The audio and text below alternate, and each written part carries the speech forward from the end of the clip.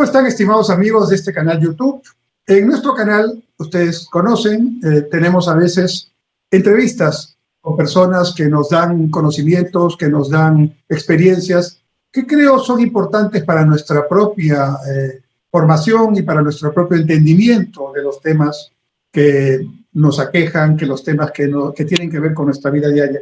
Hoy tengo la oportunidad digamos, de tener aquí a Ricardo de Nedi y a Unimari Sánchez. Ellos son una pareja venezolana que está hace más de 4 años aquí en el Perú, como el cerca de 1 millón de venezolanos que hemos recibido y que se han integrado a la vida peruana en la mayoría de los casos, en la gran mayoría de los casos, trabajan dignamente, aportan su conocimiento, su experiencia, y es el caso de ellos. Ambos son profesores, especialistas. Ricardo trabajaba en Venezuela en el área del deporte y era nada menos que el presidente de la Federación Venezolana de Bádminton.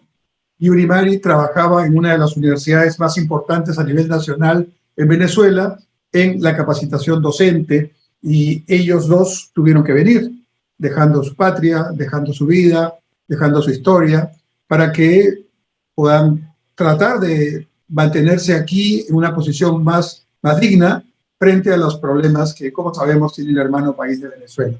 Ricardo y Unimari, muchas gracias por aceptar esta invitación para el canal YouTube que tengo. Y lo primero que quisiera pedirles es que, en el orden que quieran, como quieran, de una manera muy sencilla de conversación, nos cuenten brevemente cómo llegaron aquí, qué hacían allá y cómo llegaron aquí. Yo ya lo resumí, pero quiero que ustedes lo digan de primera mano. Adelante, por favor. Bueno, como usted lo dijo, doctor, yo trabajo en la Universidad Pedagógica Experimental Libertador, la UPEL, que es a nivel nacional. Es una universidad dedicada a la formación del magisterio venezolano. Allí duré 14 años, cumplí diferentes roles, desde ser coordinadora de curso, de área, coordinadora de un programa institucional que era el programa de servicio comunitario, fui jefe del departamento de evaluación de la universidad, y cuando me vine era la jefe encargada del departamento de práctica profesional, mi departamento de adscripción, ¿sí? En esa universidad duré 14 años dedicada y 9 años dedicada al magisterio en el nivel de educación básica. ¿En tu caso, Ricardo? Bueno, yo desde el año 2009 hasta el 2017 fui presidente de la Federación Venezolana de Bádminton y formé parte del Comité Olímpico. Yo era el secretario de Asuntos Ambientales y Deportivos del Comité Olímpico. Y bueno, durante esos 8 años que estuve al frente de la federación, hasta que el régimen quiso, bueno, y asistimos a muchos eventos. Yo logré clasificar atletas a los Juegos Bolivarianos, Centroamericanos, Suramericanos, Panamericanos, y durante ese tiempo también vine varias veces aquí a Perú, que en el deporte mío, como es el bádminton, tiene bastante nivel. Y también soy egresado de la Universidad Pedagógica como profesor. ¿Y cómo los ha tratado Perú? Cuéntenos, me imagino que no ha sido fácil estos 4 años, como todos sus compatriotas. El tema, nos acogemos con mucho cariño, pero en realidad aquí mismo las condiciones también no son tan sencillas para recibirlos. Cuéntenos brevemente cómo les ha ido aquí, qué están haciendo. Bueno, primero que fue bastante difícil llegar aquí para nosotros, porque nos vinimos sin recursos. Cuando encontramos que nuestra nevera ya no tenía comida y que las cosas se pusieron bien difíciles, decidimos salir del país.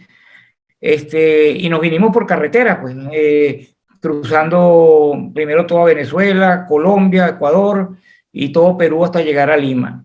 Y como a la mayoría de los que hemos llegado de esa manera, nos fue muy difícil alquilar cuartos en sitios que no eran tan buenos como quisiéramos, en dormir en el suelo, dormir en colchones, hacer de todas. Yo lavé perro, corté grama, recogí basura, repartí volantes, de todo un poco para sobrevivir. Y bueno, poco a poco fuimos logrando como ir mejorando, pues uno va conociendo el ambiente, va conociendo personas, Y pues en la actualidad estoy coordinando una academia deportiva en un colegio en el cercado de Lima.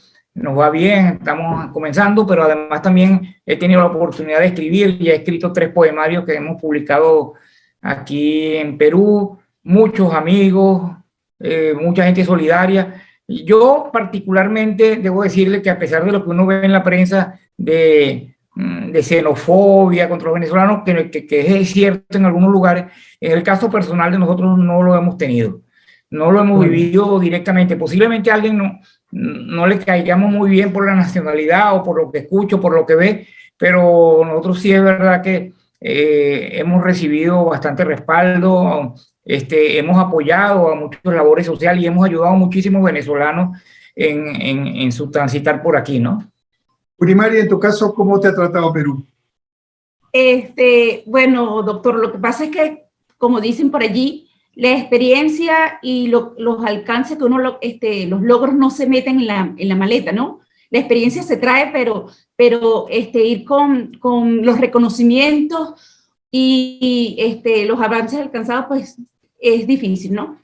Y una cosa es que, bueno, yo en Venezuela solamente tuve 2 trabajos, que fue en el Ministerio de Educación y después en el Ministerio de Educación Universitaria.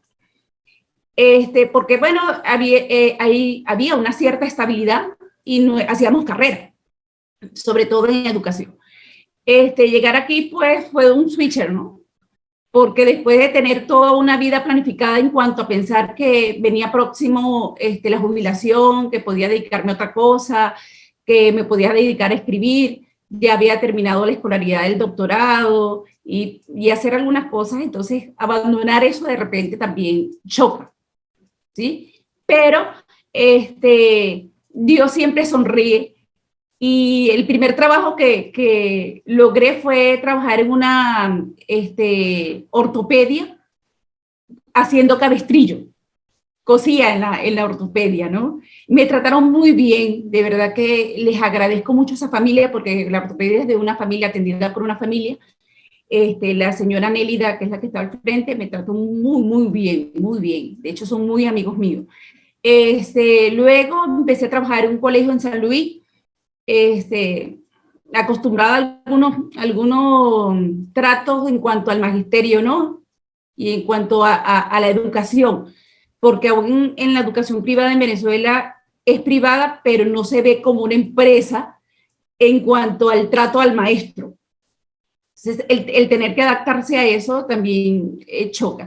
Hasta que finalmente estuve en una empresa de elaboración de implementos de medicinas como gasa, bata quirúrgica, y dije, Dios mío, qué terrible, no te podías ni mover, y yo decía, Dios mío, mi cabeza no da para esto, yo no estoy formada para esto. Hasta que me dieron la oportunidad de empezar en una asociación sin fines de lucro religiosa católica, donde empecé a laborar y finalmente pasé a trabajar en el colegio parroquial que ellos mismos dirigen. Qué bueno. Pero efectivamente, como dice Ricardo, nos han tratado muy bien, de verdad que sí. Yo conozco el lado humano y el corazón abierto de los peruanos, ¿no? En cuanto a solidaridad, de verdad que si bien sé de experiencias por otros compatriotas no tan buenas, pues yo no puedo decir lo mismo. Nosotros nos han tratado muy bien. Además, el testimonio de ustedes nos enseña que, como en toda migración, yo he estado viendo un poco este tema de las migraciones a nivel mundial y está estudiado. Ustedes saben que los migrantes siempre dejan un aporte, no solamente económico, con su trabajo, con su esfuerzo, con su capacidad, sino que con la integración de culturas, de modos de vida, ¿no? Se enriquece tremendamente el país receptor, de manera que surge este concepto, ¿no? Quien da, recibe, ¿no? Y a veces recibe mucho más de lo que da, ¿no? Me parece muy bien y yo creo que es importante que conozcamos testimonios como los de ustedes, pero no puedo dejar de preguntarles, ¿no? ¿Qué es lo que pasa en su país, en Venezuela? Un país que yo conozco también, he ido 2 o 3 veces, un lindo país con gente muy alegre, con música, con mucha tradición que mostrar, con una historia que tiene mucho que ver con la nuestra, con la historia latinoamericana, la historia andina, ¿no? ¿Qué es lo que pasa en Venezuela? Tratando dentro de lo posible de ser, digamos, objetivos. ¿Qué es lo que ha pasado y cómo está ahora Venezuela realmente? Eh, es algo complicado poder explicarlo, pero voy a tratar de resumirlo. Cuando llegó en el año 99, en el 98 y asumió el poder en el 99 Hugo Chávez,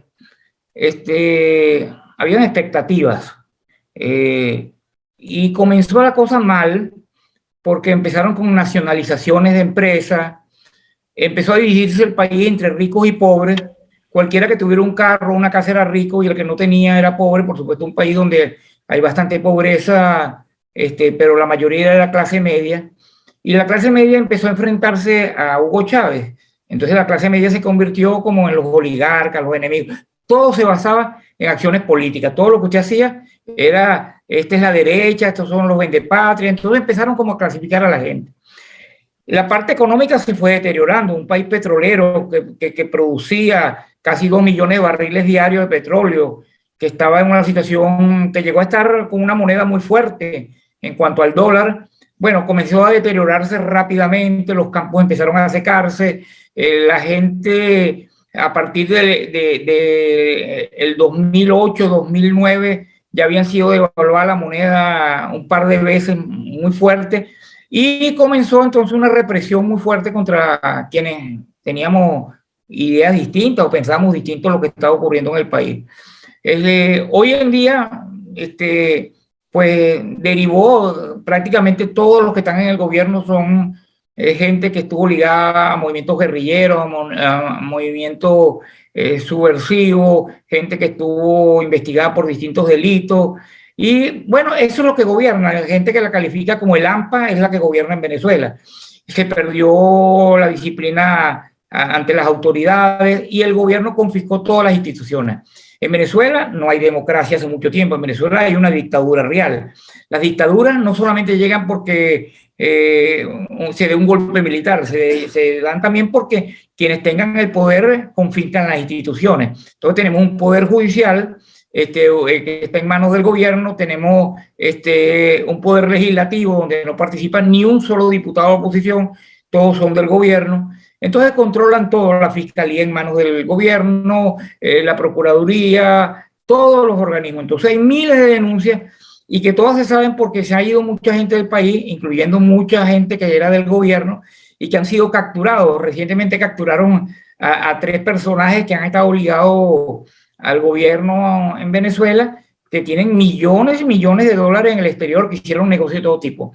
Hoy la realidad es que en Venezuela se pasa mucha hambre si no tienes dólares, porque llegan productos de los países como Irán, como Rusia, que son los, digamos, la solidaridad de la izquierda internacional que manda cosas a Venezuela. Pero si no tienes dólares, no tienes vida. El sueldo mensual mínimo de un trabajador son $2 mensuales. Si estamos hablando de 8 soles al mes. Con eso tiene que comprar. Entonces nadie vive con eso. Entonces tienes que hacer trueques, tienes que hacer 10 trabajos para poder conseguir lo que tiene. Los hospitales no funcionan porque no hay médicos, porque el 90% de los médicos en Venezuela se fueron del país. Tenemos ya casi 7 millones de migrantes que se fueron. Prácticamente el 25% de la población venezolana abandonó el país, en su mayoría que tuvieron que abandonar sus trabajos, sus carreras. Y bueno, Venezuela hoy es un país que está a la buena de Dios, digamos así, que en términos, pasa lo que tenga que pasar, la gente sobrevive, unos días no hay agua, unos días no hay luz, unos días no hay gas, las protestas todas son reprimidas por el gobierno y bueno, tienen una agencia de información muy buena dirigida por los cubanos que mandan informaciones en su mayoría 99% mentiras, para tratar de disimular lo que allí ocurre. Pues las dictaduras son así y bueno, nosotros tenemos eso que se llamó el socialismo del siglo XXI, que hoy suena por los lados del sur, fue una cosa terrible y de verdad que para nosotros fue algo muy malo ver, en el caso de nosotros con nuestro hijo, que que estábamos en nuestro apartamento, en nuestra casa, bien tranquilos, de clase media y viviendo bien, ver cómo se fue deteriorando, y lo hago con el ejemplo de nuestra nevera, hasta llegar a ver la nevera solo con agua adentro. Hasta ahí, dijimos, hasta aquí estamos, ya no podemos seguir aquí. No sé qué, Uri. Uri, Mari, ¿cómo Bueno, ves tú el tema? es muy difícil que no entre lo subjetivo porque, bueno, hay emociones y las emociones siempre afloran, ¿no?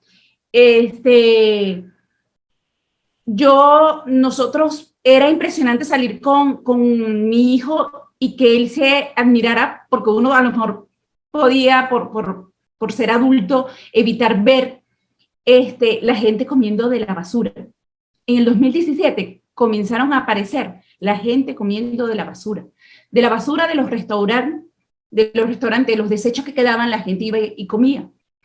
Entonces, entrar en esa confrontación de sentirse impotente, sentirse atado, sentirse apresado aún estando en nuestra propia patria es bien terrible.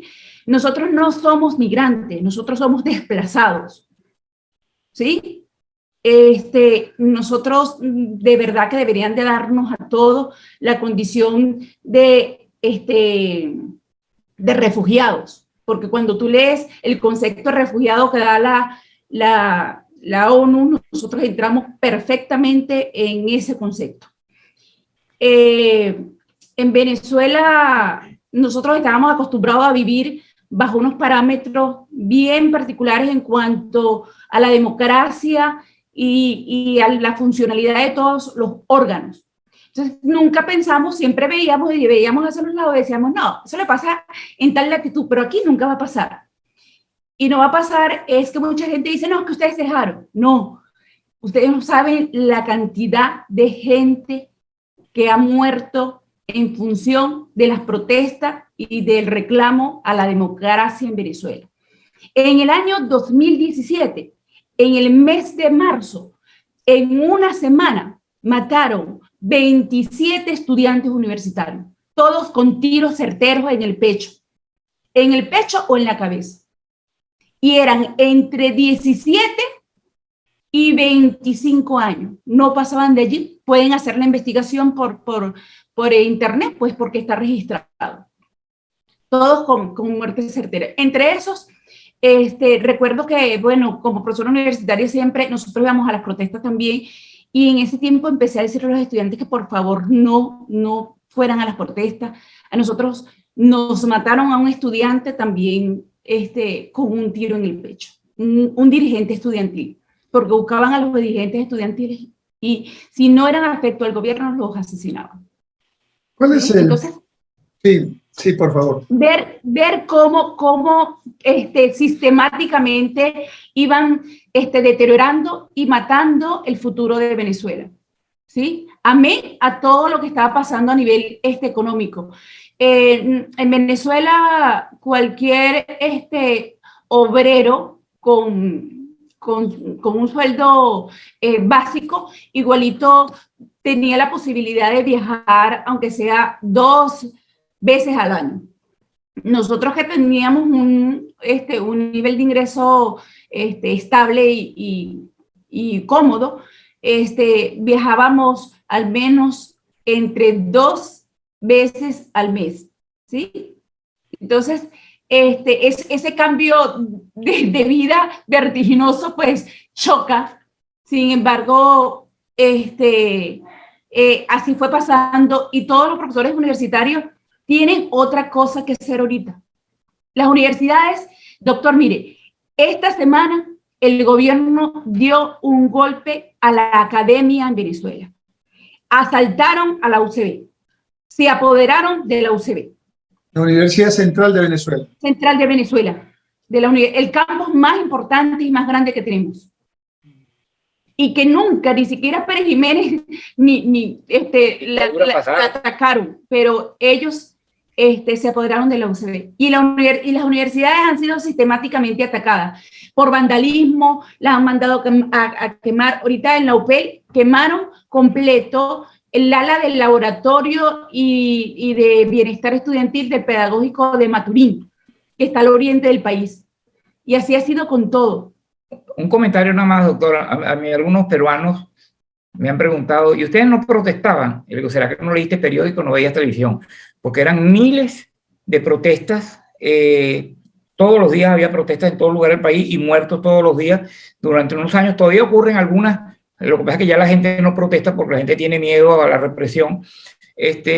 Pero la respuesta que dio alguien me parece muy importante decirlo ahorita. La gente decía, ¿y ustedes no protestaban? No reclamaban, sí. Pero mientras nosotros reclamábamos Sudamérica y el mundo volteaba para otros lados. Nadie le importaba lo que ocurría hasta que empezó la migración y empezaron a ver esa cantidad de venezolanos por todos lados. Y por supuesto la migración trajo gente muy buena y también gente que no es de buen vivir.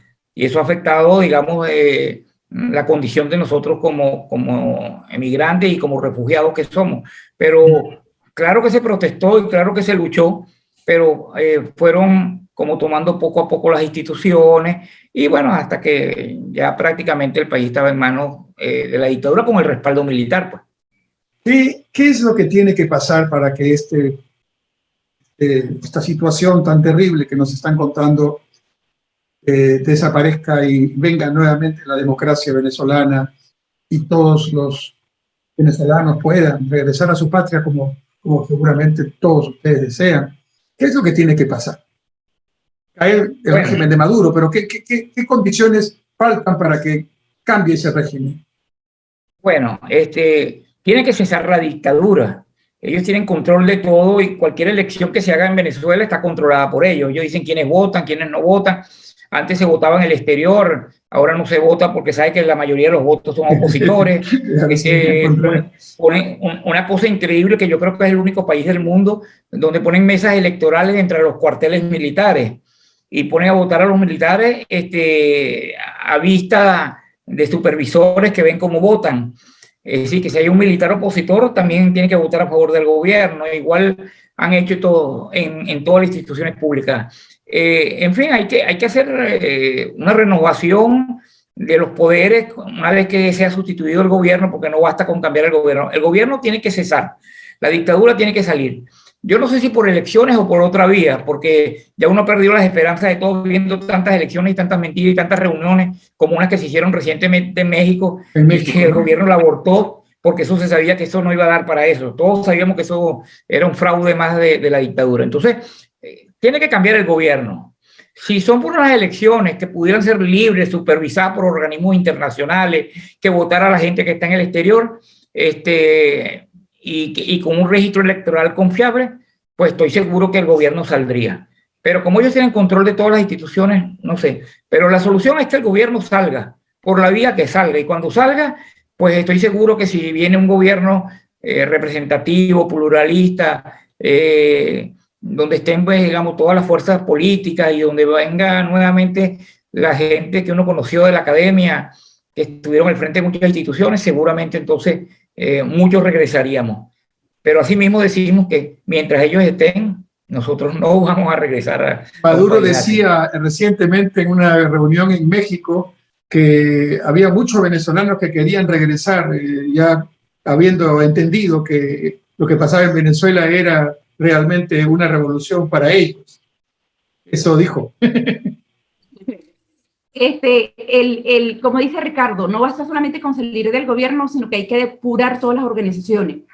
Y yo creo que si bien hay un entendimiento del pueblo hacia un lado de recuperar el país, también tenemos que entender que hay un imaginario de la gente que apoya, porque sí los hay, y que hay que vivir y convivir con ellos también, que no va a ser nada fácil, ¿sí?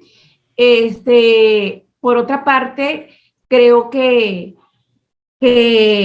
Venezuela tiene recursos. El problema no va a ser los recursos, el problema va a ser esa conformación social que se hizo y que no es fácil desmontar de la noche a la mañana. Les ha tocado 20 años, tenemos más de 20 años ya con este gobierno y pues hay chicos que no conocen sino esta realidad. ¿sí? Hay jóvenes que se han criado bajo esta realidad y eso hay que entenderlo también. En estos días alguien colocó que se lamentaba mucho que los estudiantes universitarios actuales no conocieran los beneficios que vivieron ellos en la década del 2000.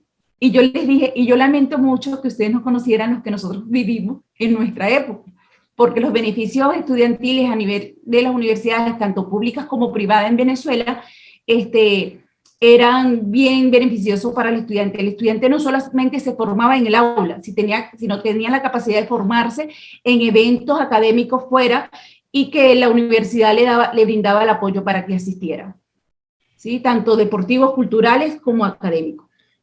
Y algo más, doctor, me permite. Claro.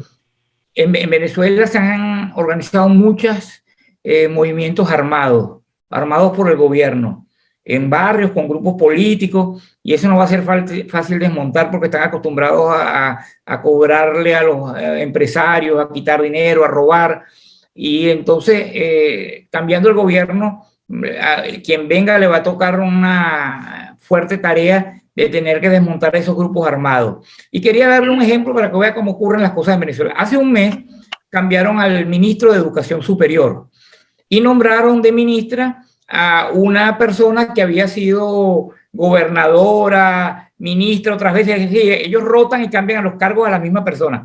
Bueno, esta ministra de Educación Superior no tenía secundaria y la nombraron ministra y la empezaron a atacar y la cambiaron.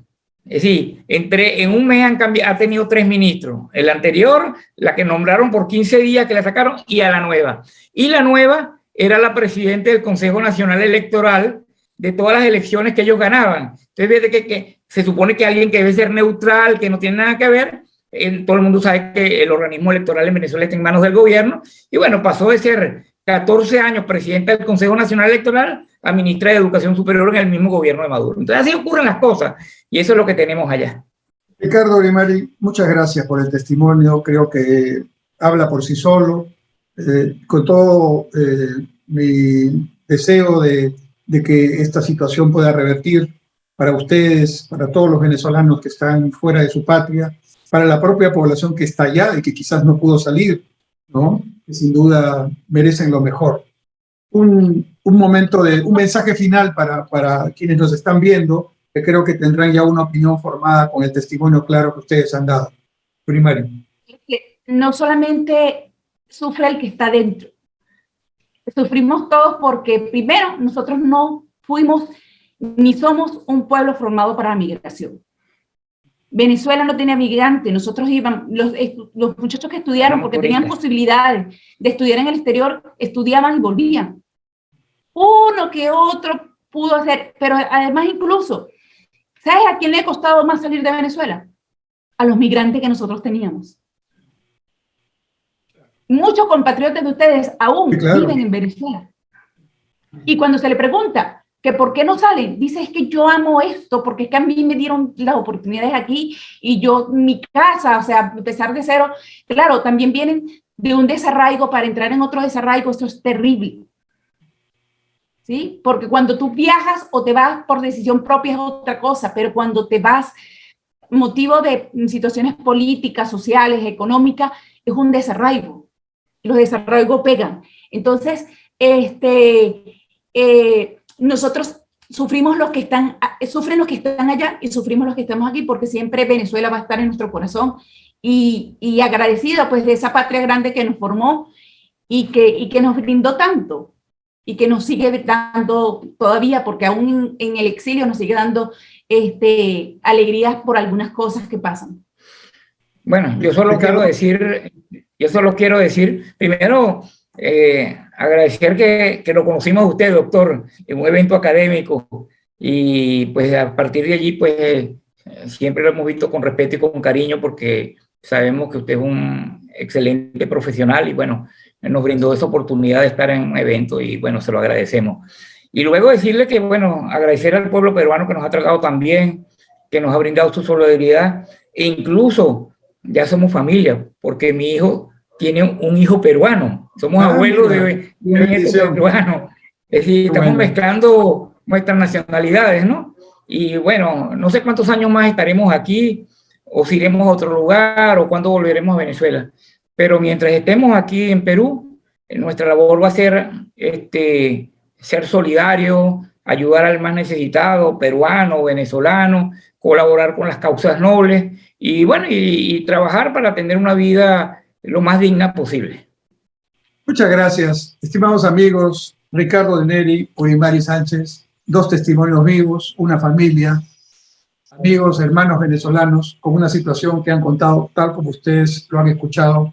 Ustedes pueden tomar su propia opinión. Muchísimas gracias, Urimari y Ricardo, por aceptar esta entrevista y un abrazo virtual muy fuerte. Hasta otra oportunidad. Gracias. Gracias.